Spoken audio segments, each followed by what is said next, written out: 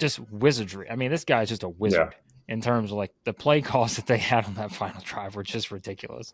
And it's like, of course, Mahomes had to make the plays, but my goodness, some of those plays were just, and we saw like just wide open. They got exactly what they wanted. All right, guys, welcome back to the Establish the Pass podcast presented by Clutch Points. I'm your host, Blake Lovell, with me as always, my co-host Dillon Reagan, here to talk about the Super Bowl. And what a Super Bowl it was, going to overtime. The Chiefs get the win, 25-22. You can tell my voice is not exactly the same. No, it wasn't because I was out partying with Travis Kelce and Taylor Swift and Blake Lively and everybody else that we saw on screen there at the Super Bowl. Following the victory for the Chiefs, they've done it, Dylan, back-to-back Super Bowls. Everybody wants to talk about the Dynasty. We like to skip ahead, but let's just focus on this game for now, because this was, in and of itself, kind of a year's worth of storylines based on just kind of the way this game played out. And it was kind of fascinating to see. And there were so many things like you and I were talking about. There's just so many things that you can kind of look at throughout the course of not just, the game as a whole, but really the fourth quarter, the overtime. Like there's so many different possessions you can look at and try to figure out, man, that was kind of the play that took them to this play. And all, like, there was just so many of those moments in this game. My initial reaction was like, I know so many Niner fans, and I'm like, I feel so bad for them. Like, that was just the amount of things that, like you're saying, the amount of one play here or there that could have been a difference. The late third down after the 2-minute warning, get a first down there, basically be able to run the clock out. Assuming Jake Moody, who had a pretty good game. I know the extra point, we'll talk about that, but overall hitting a couple 50-yarders, you would have taken that if you're a Niner fan going into this one. But yeah, it was everything that, like, in terms of, I mean, the Niner defense stepped up, in my opinion. Obviously late in the game they got a little tired, but this is a defense that hadn't been playing great. And for that first half, it was dominance, right? Like, we'd seen the Chiefs kind of struggle in the second half against the Ravens, and it looked like it was continuing. And I kept saying the whole time, they're only up 7. They're only up, 3. They're only up 10. They're only up 7 at the half. And it's like the Chiefs kind of just stick around. They do not die. And that's kind of been the story of, like you're saying, all the storylines of season long in one game.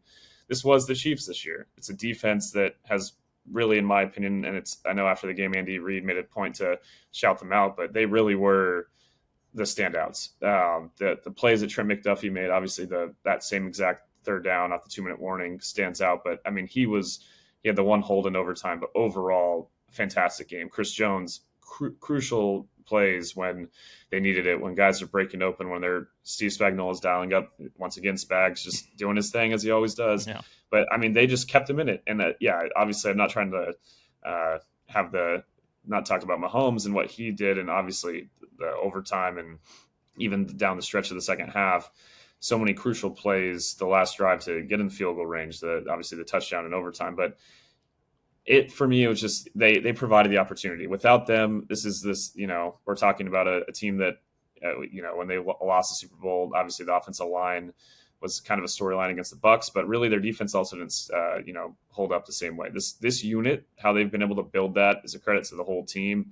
And, you just give Mahomes enough chances and he's going to figure it out and make some plays. And I mean, we can talk about Mahomes in a sec, but just the poor Niner fans. Again, that's my first kind of thing. I'm like, you're so close. It's like, I really, even though, I'm a Rams fan, but I feel for any fan base that has, there's a difference between not even getting there and kind of that kind of pain, but getting close over and over and not winning, and just feeling like, especially in this one, in my opinion, there are so many moments where one play, it's over if they win.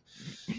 And just, you couldn't stop Andy Reid and Patrick Mahomes at the end. I mean, it was a crazy, crazy ending, but it was an interesting game though. First half, the defenses were kind of the story, right? Like, it was not, there was a point where my wife Nellie's like, is this the Rams Patriots Super Bowl all over again? It felt like that for a second there. Yeah, it did initially. And I think everybody's like, oh, what's going on here? Like, oh, it's going to be high scoring. Like, look at these two teams offensively. But we said going into it, like, yep, the storyline, the Chiefs defense, for whatever reason, just, has not gotten enough of, like, yes, they've not maybe been as good offensively at times and all that, but the reason they're here is because even when they haven't been, the defense has been able to make up for it, and that's kind of what we saw here. I mean, again, there's so many different plays we could go after here, but I just think of how much different potentially that final drive is for the Chiefs if they don't find a way to stop the Niners. Because I mean, look, I was like, the Niners they're going to score. Like, it's going to score a touchdown. Like, I'm like, they're not going to. They had all the momentum because after what was it was it the penalty on McDuffie? Is that the one that extended the drive, or what was for the Niners? It was like it was in overtime. They had the drive going. It was a third down. There was a penalty on someone who's holding, defensive holding. It was on McDuffie. Yep. Yeah, right. And so, like, you think about how big of a break that is, like you said, and then you go all the way back down and like, okay, they're driving now. They're making huge plays. They're going to score a touchdown here. And then the pressure was still on the Chiefs. We knew they had to score, but just think about, again, kind of the different dynamic that is where you can get a field goal and extend the game versus you have to score a touchdown. Like, that's just completely different. I think Romo brought that up of how different maybe you organize that final drive if it's the other way around. And so, yeah, like it's stuff like that where every time you thought the Niners had a chance to sort of pull away and maybe make that breakthrough play that was going to send them, just to the point to where you're like, I don't even know if Patrick Mahomes can do this, right? And it just never happened. Like I said, I mean, they got up 10-0. Chiefs get a field goal for the end, or the second quarter, right before halftime, and it's like, oh, it just, you felt like the opportunities were there, and they just, then it's like, and you almost knew, right? Like when the extra point got blocked, I mean, you almost knew at that point. You're like, okay, something's going to happen here. Like, it's just not. That's one that you're going to look back on, fourth quarter, Super Bowl, and ultimately it did because, like I said, I mean, think about how different that changes the approach for the Chiefs if that extra point is made and how the rest of the game plays out. But didn't happen that way, and I mean. We'll stop there for now, but there's something else I want to bring up about Andy Reid on that final drive, because it's like, I mean, I said the word to somebody last time, like, ridiculous.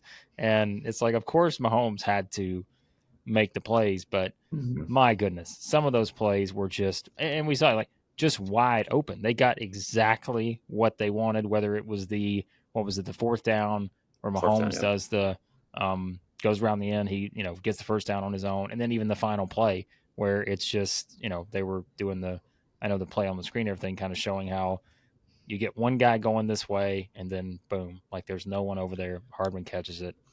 Just ridiculous stuff.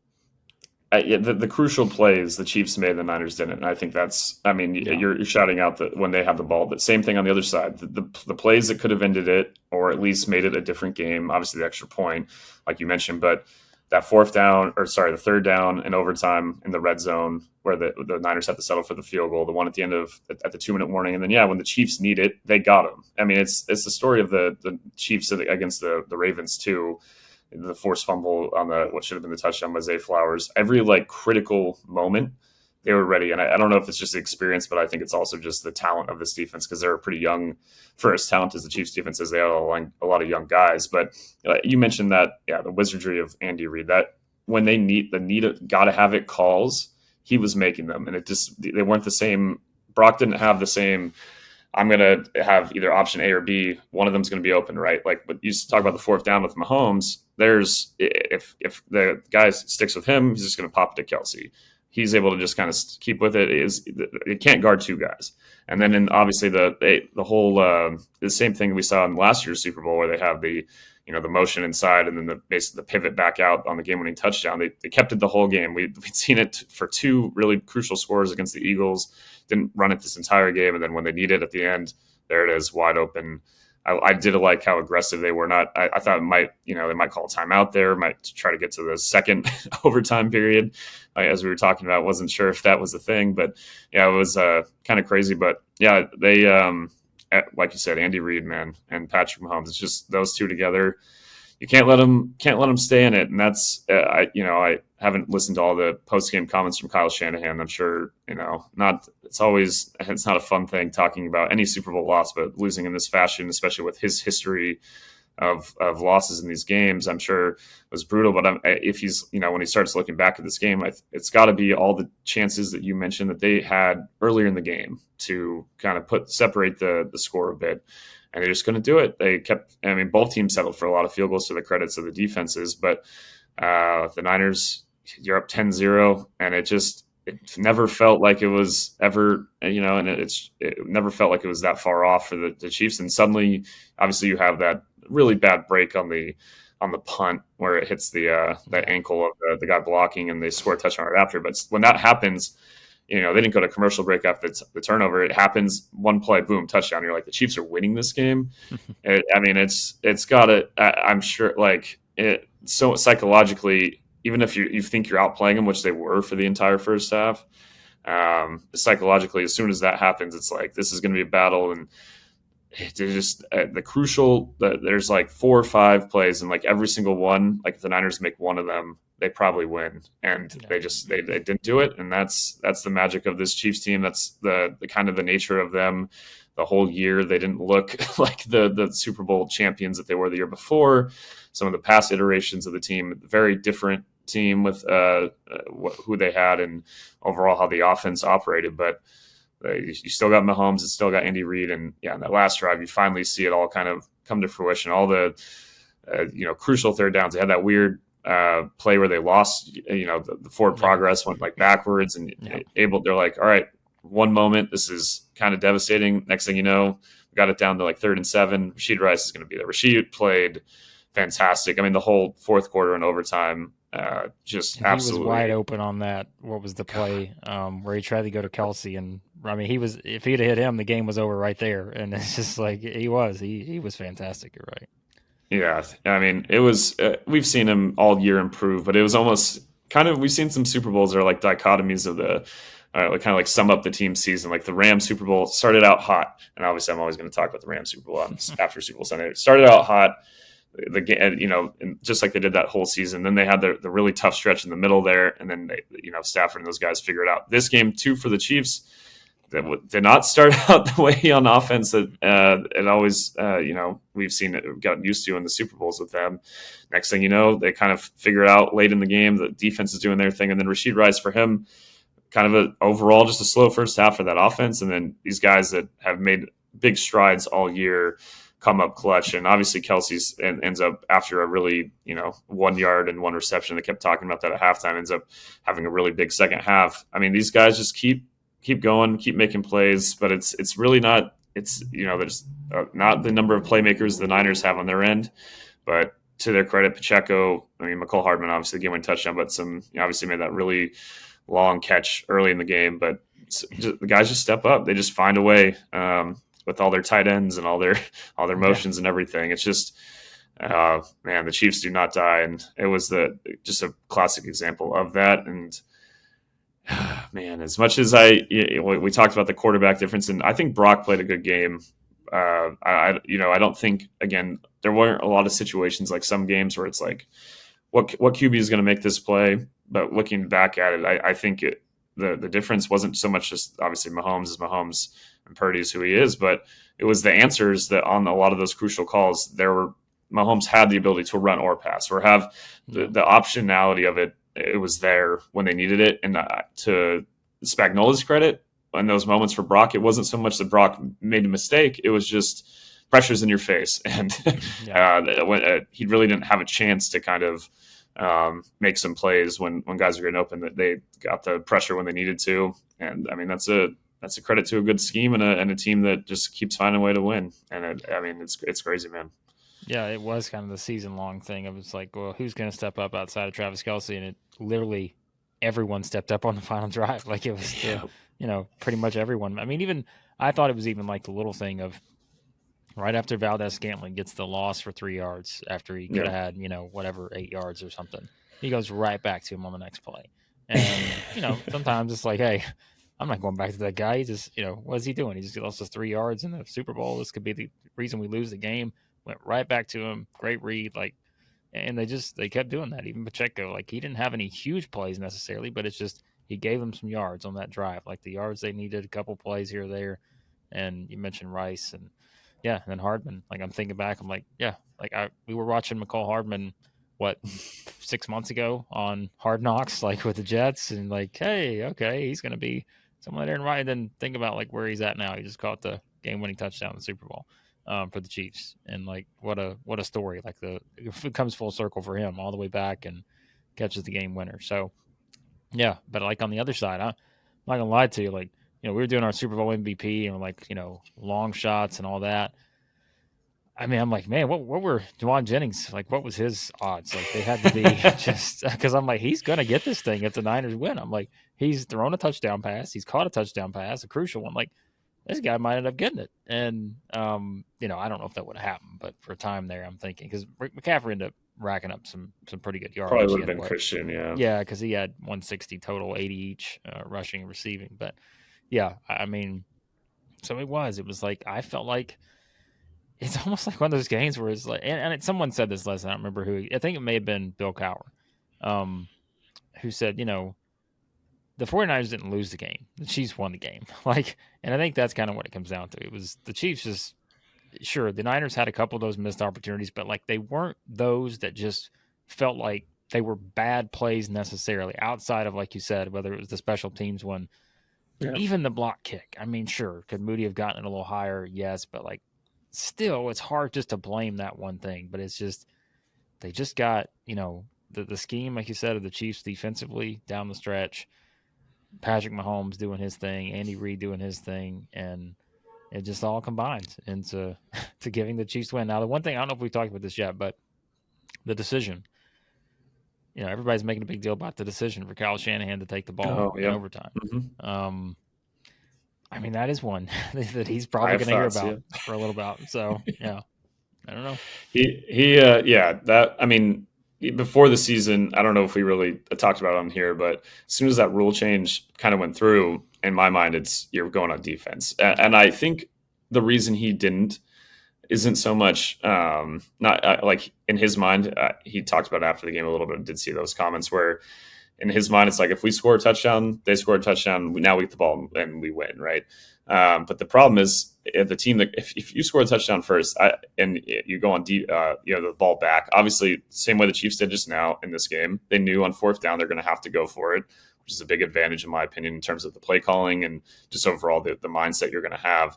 And two, if you score a touchdown, you're probably going for two to win it. I mean, you're not giving the team the ball back in that situation. I think the reason he took the ball though had to do with the way the game was going down the stretch. I think his defense was really top gassed. I think it partially was he was factoring in that more than he maybe should have in terms of the tactical reasons that I'm like, if you get a 3-and-out, which they outside of that penalty had, now the Chiefs just need a field goal to win, right? And it's for a number of reasons. I think with the new rule, you just got to go on defense, and it played out exactly that way. Obviously, they went down the field after that penalty. But as soon as they, like you said, as soon as they had to settle for that field goal, you're like, well, Mahomes has the ball with a chance to score a touchdown to win the Super Bowl. Good luck. This is a guy that is, and you're giving Andy Reid and Patrick Mahomes 4 plays for 10 yards at a time. And it's like, all right. Like there's some moments where the Niners had some crucial stops that forced punts from the Chiefs earlier in the game. And they got to like 4th and short and just couldn't do it. But in that spot, obviously you got to, and it's like, oh, man, I didn't like in the moment. I'm not like I couldn't help like just saying I'm like, how did they wait? They're taking they won the toss and they're taking the ball. It's like these are not the old rules. It's almost it's different than college, but it reminds me a little bit more now of that in terms of just it's better to see what the other team does, know what you need at least, and it played out exactly that way. That decision obviously, I mean maybe this defense got a little more well rested, but didn't help. It didn't help stopping them. So I would have liked to at least have seen what the Chiefs would have done if they had the ball first. It just completely changes the calculus. Maybe they have to punt, and now you just need a field goal to win. So that decision will definitely. It's one that I mean we hadn't seen it all. Like they said, we hadn't seen it all playoffs. Was wondering if it would happen. We didn't have an overtime game, and then sure enough, in the biggest, the fact we only have our second Super Bowl ever going to overtime. And with the new rule, it's like I know Mahomes. Some people sometimes think he's a little too petty, but I enjoyed some of his comments after the game talking about them changing the rule, and he's like, "What are they going to change it to this time?" This show was sponsored by BetterHelp. One of the relationships I'm proudest of is with my older brother. He taught me how to put others before myself, which has not only strengthened our own relationship, but relationships throughout my life. A common misconception about relationships is that they have to be easy to be right. But that's not true at all. The best relationships are the ones where both parties put in the work to make it great. Oftentimes, we have a hard time navigating through tough moments, and that's perfectly fine. Good news is that we have access to therapy as a safe space to work through the challenges we face in all of our relationships. Relationships can be compared to football in many ways. Both involve teamwork, communication, strategy, and goals. Just like a football team needs to practice and train together, working on relationship skills and habits can make all of the difference. Sometimes a coach or a therapist can help them improve their performance and overcome challenges. They can also provide feedback, encouragement, and guidance. Therapy is not a sign of weakness or failure, but a way of enhancing and strengthening the bond between partners, friends, and family members. If you're thinking of starting therapy today, give BetterHelp a try. It's entirely online, convenient, and very accessible. Become your own soulmate, whether you're looking for one or not. Visit betterhelp.com/thepass today to get 10% off your first month. That's BetterHelp, HELP.com/thepass. I think I turned over to ESPN, and Berman and Booger up there, and like, all of a sudden Mahomes and Kelsey come up, and like they were just full on, like both of them. I mean, you're thinking, all right, because I don't remember if it was before or after, but I think it was, I don't know, it was Rice and Jones or Pacheco and Jones, and like they're just very, okay, like they're just sitting there and didn't have a lot to say, being very, proper, I guess you could say, and like. Then here's Mahomes and Kelsey, and they're both just up there. They don't care. Like they're just saying whatever they want to say, and they're just letting it fly. Kelsey the whole time just antagonizing everybody. And yeah, like I think he's fully embraced being the heel of the group. Like just with the Taylor Swift stuff, and you can tell like he's just fully embraced it. So, and I'm sure he'll have something to say about everyone's comments on him and Andy Reid's thing in the game and all that. But yeah, so it's just, I don't know. Like, I'm looking at ESPN, so the win probability percentage, the Niners had an 87.7% chance to win with 6:29 left in overtime. That was where the Chiefs had a 3rd and 1, and then it became 4th and 1 where Pacheco did not get the first down. So it goes to 4th down. So at that point, the Niners had an 87.7% chance to win, according to their analytics. And then whenever Mahomes got the first down, it drops 20% to 67.5. And then like from there, it went back up to 77.3 when it was 3rd and 6. And then that's when, again, he got the pass to Rice. Yep. And from there, it like just boom, all the way to the Chiefs. And so, oh man, like you said, 49ers fans, I don't even know what to say. Like it was one where you felt like they were controlling the game, but because of what you mentioned a minute ago, they can never pull away. And if you can't do that, you just, I mean, look, there were times, like even on that final drive, I'm like, I just don't know if the Chiefs can pull this out. But of course, they made one of those plays, 3rd and 1. Like, all right, well, as soon as they made that 4th down and Mahomes goes off tackle there, I'm like, oh, like Niners are in trouble. Like they're going to score a touchdown here.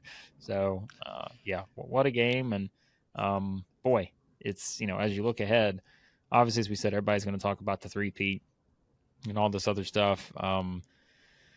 But I mean, the Chris Jones thing, and we'll get more into the offseason and all that, but obviously that's going to be a big, one this offseason. And I'm sure like for the Niners, who are the ones, I don't know why I can't think of who the free agents are for the Niners, the ones that will be, I know Schefter put out a list of it last night, but of course we know Chris Jones is the big one for the Chiefs, but I'm trying to remember who all it was for the Niners. I don't think it's as costly of a player as Juwan Jennings, Chase Young, Ray McLeod. I mean, there's Kinlaw is a big one. There's some guys on here, Deshaun Gibson, but it's not no one obviously as impactful as the Chris Jones. But yeah. So I think who was it? The Niners opened as the betting favorite to win the Super Bowl next year. Of course, we always do that after the Super Bowl. Chiefs were second.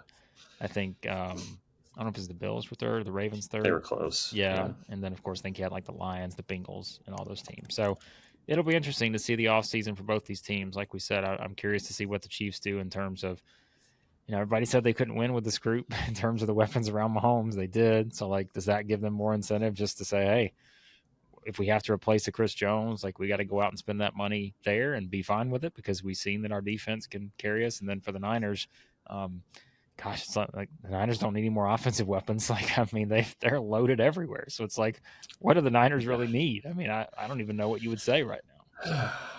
I mean, I understand why they're the favorite, just because the NFC, even with the way the Lions obviously challenged them, the Packers coming up, it's still not the AFC in terms of the quarterback. So that makes sense, but it still brings me. I still think of now with the Niners what Dan Campbell just said about the Lions. It's not, you get here, you got it. It's never no guarantee you're going to be back, and it's. Think about the Niners a few years ago when they lost to the Chiefs. You did feel like, even though obviously Garoppolo was one part of it, but just the core they had, you're like, all right, this group's going to be here for a sec. Now, yes, they're still going to be here, but it is the NFL. You can't just stay like a core of some other sports where you're going to have like 10 years of groups together. Like the way the salary cap works, the way that the sport works, how brutal it is. There's injuries that have happened to the Bosa and different guys. Like they had all their big players were in this game and healthy enough until obviously the Drake Greenlaw injury is terrible. And I mean, the omens that were from the McCaffrey fumble to that and like the things that were happening, you had that kind of just spooky feel at times for the 49ers. But these are the reasons you got to capitalize when you have a chance. And I think that's the 49ers. Yeah, there's a reason they're the betting favorite coming back. They're still going to be really good.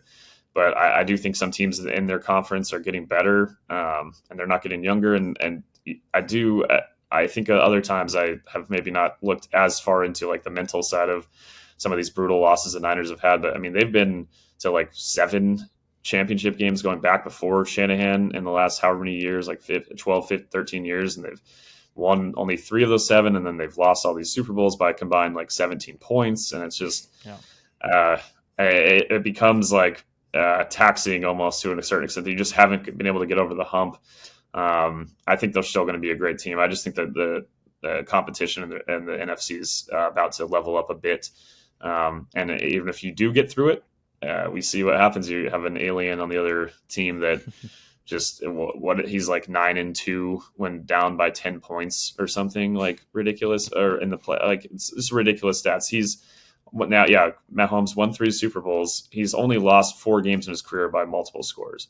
Yeah. I'm like, what are we doing? Like it's absolutely absurd. And that's the thing for the Niners. Like there's a reason that the Niners tried to, after the last time they lost Super Bowl a couple of years later, they did the trade to get Trey Lance, and it didn't work out. But I think they realized like we might need our own alien to beat Mahomes, and that's we've seen. Joe Burrow beat him in the playoffs. We've seen Tom Brady beat him in the playoffs. That's it. Outside of these guys, and we've seen even another quote unquote alien in Josh Allen has come close, but hasn't quite done it. It's just it's got to be a little deflating for other teams, in the AFC looking at this. I still think there's a lot of good challengers that definitely can beat them. But man, it's you thought this was a down year, and they still found a way to win it. So yeah, the 3-peat combo, that'll be a fun one. I don't think the Niners are going to be thinking about that for a little bit, or sorry, the Chiefs are going to be thinking about that for a little bit. They're going to be just thinking about hanging out, enjoying this one. But man, it was like the terms of like legacies and stuff. Like I was trying to in the first half again, it was kind of a slow burn, and then next thing you know, it became like, oh, this is going to be a game we remember forever, and it's going to have really like major, ripple effects on, with Mahomes completing his first, we'll see if he has another mid-career gap like Brady did. Obviously made a couple Super Bowls, but didn't win for 10 years. I don't know if I'm betting on that. I don't think I'm going to bet against the Chiefs winning a Super Bowl in the next 10 years. I'll say they'll probably do that. But on the flip side for the Niners, like so close so many times, and now you got the Rock Wes Seed always does the whole metaphor about the rock going down the hill and having to slowly push it back up. Yeah. That's gonna be a storyline going into the season. For me, and not even just the regular season, but going into the playoffs too, because I think the Niners will obviously get there. It's how mentally strong are you going to be to come back from this? And if they win the Super Bowl next year, and that's the thing about the odds too. We obviously don't see a lot of teams that lose Super Bowls get back, let alone win it. That would say something about who they are, and I don't think they're not capable of it. But man, it's going to be a tough few weeks here. Go on vacation, go get some sun for these guys. Like, you need to take some time away from it. I think if you're the 49ers, look ahead to baseball season like you and I. Yeah, there you go. You can do that. Although the Giants, there, if you're a fan of another San Francisco team, you're probably thinking what might have been also on the baseball front. There's a number of Niner fans here in LA. We got our. It's an interesting combo. I can't understand it, but there are a number of Dodger and Niner fans, so at least they have the Dodgers for those folks. If not, they can switch from the Giants to the Dodgers and probably be okay with that. So, if you look at FanDuel right now, if you're going to bet on the Niners, I would say now is not the time to do that. Do not bet on them just yet, because you're probably going to get better odds somewhere along the way, because they're plus 500 right now as the favorite for next year to win the Super Bowl. Chiefs plus 650, Ravens plus 900, Lions plus 1200. So Lions fourth, tied with the Bills there, also plus 1200. Bengals plus 1500. I think that's an interesting one. Cowboys plus 1500, Eagles plus 1700, Dolphins plus 2000. So those are top 9 teams there. Looking at it there, if you want to know who's last, well, that's the Panthers. Giants and Titans. Giants and Titans also down there. My goodness, Titans. Oh boy, total rebuild seems like for the Titans at this point. If they're third from the bottom, Patriots are fourth from the bottom. So you want to talk about another fan base that's trying to figure out the direction. That's a starting over as well. All right, Dylan, we're going to end on this. Your prediction. Adam Schefter put the tweet out last night. Chiefs are going to kick off the 2024 NFL season at home against one of these 8 teams. I'm going to go ahead and tell you, we're eliminating the Saints and the Bucs, because it's not going to be the Saints or the Bucs. There's no way that I think that they're picking one of those 2 teams. And that's nothing against the Bucs. I just don't think that's appealing enough. If Brady was still there, yes, maybe. But I think we can eliminate those 2. I don't see it being one of those 2 teams unless logistically there's no other choice. So if we take it down to these 6 teams, Chargers, Broncos, Raiders, Texans, Ravens, Bengals. Now, one theory is you go with the obvious one, right, which is the Ravens, I think, in this spot. But you also know, and someone pointed this out, I think it's a great choice, but it's like everybody's watching on night 1. So you don't really need necessarily the biggest game to put on night 1, because you need that somewhere else in the NFL schedule if there's other things going on or whatever. So that's why I don't think it's going to be the Ravens. I think they'll save that for somewhere else along the way. I think the Texans is an interesting one, because you've got C.J. Stroud and kind of the bounce back there, but I also think the Chargers one, or the Raiders one. The Chargers one because of Harbaugh. The Raiders for the fact that the Raiders were the team that seemingly set the Chiefs in this direction after beating them on Christmas. And then what did the Chiefs do? They go and win the Super Bowl in Las Vegas. So I could see them tying that in. So I'm going to give you my top 3: Chargers, Raiders, Texans. I don't think it's going to be the Ravens. I think they'll save that one. I agree. I think they'll save that one. I think they'll save the Bengals one too. Maybe not. I'd say Ravens maybe is like a mid to late season game. I think Bengals will be like the first 3 or 4 weeks. But I am with you. The Chargers were one that immediately I'm like, the Harbaugh, like you said, they don't need to save that one, but obviously they played twice, and having that matchup in the first game with him coming in could be a lot of fun. The Raiders, I mean, good. One that I maybe wouldn't think, but potentially could make sense. Obviously them winning, like you just said, in their stadium. I think I don't know if I didn't fact check this, but I think saw someone post that the Mahomes and Reid have won more games in Allegiant Stadium than any Raider QB and coach combo, which is not that surprising, because there's been a lot of different coaches over the few years they've been in Allegiant, and then also a number of QBs. But I think the Texans are the one, like you just said, though. That's the one that they could save that one, but there's something about the storyline of what that team did, and is Stroud going to be the guy that can knock Mahomes off? And is he the next chosen one along with Patty? So I think Texans and Chargers are my top 2 in some order. The Bengals, like I said, I do think that one at least could be considered, but I see it more of like a Sunday Night Football or Monday Night Football week 3 or 4, whereas like you said, the first game everyone's watching regardless. But if I had to, if I don't know if we need some odds on it, I would say the Chargers. I would say I'll put that on that one. I think the storylines with Harbaugh and Herbert and that team and they're one that like you said, everyone's gonna be watching anyway, and they'd be watching that game regardless. But I think that's a fun storyline. So yeah, that we're already. This is very much what we do here on this podcast. Well, the day after the Super Bowl, we're already looking ahead to the schedule release and week 1 matchups. I think it's usually in May, so not too far off till we'll find out. But they do, I think, sometimes announce that first game a little earlier, right? So maybe we'll find out before that. Yeah, I'm with you. I think it's they could easily push the storyline. Like, all right, the Chiefs, the three-peat, like, who's going to be is it the Chargers? Like this Harbaugh-Herbert connection? Like, are they going to be the ones that, dethrone the Chiefs prevent the three-peat, all this other stuff? So they could definitely play that because the Chiefs played the Lions this past year, right? That was game 1. Yeah.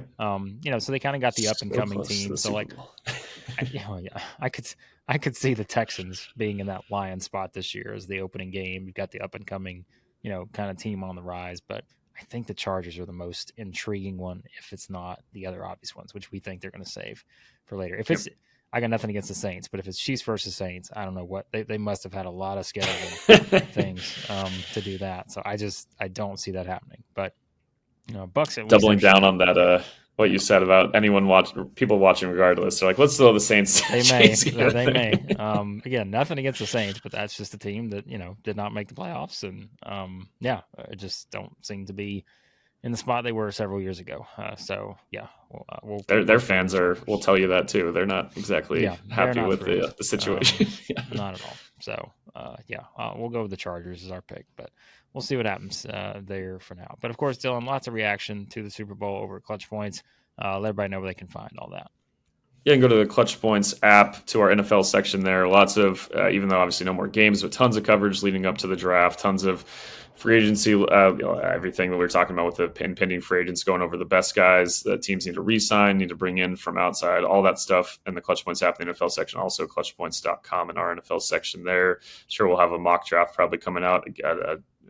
We've already had a couple, one coming out soon. We'll probably be talking about draft stuff coming up. Obviously, free agency just a month away. So, the season just ended, but it really churns until late April after the draft. We still have a lot of stuff to get through over the next couple months. Still a busy time for the NFL. Yep, check it all out there, Clutch Points. And as always, be sure to subscribe to the podcast. Any podcast app you use, search for Establish the Pass. And thanks as always for listening to the podcast. And talk to you next time. You're on Establish the Pass podcast.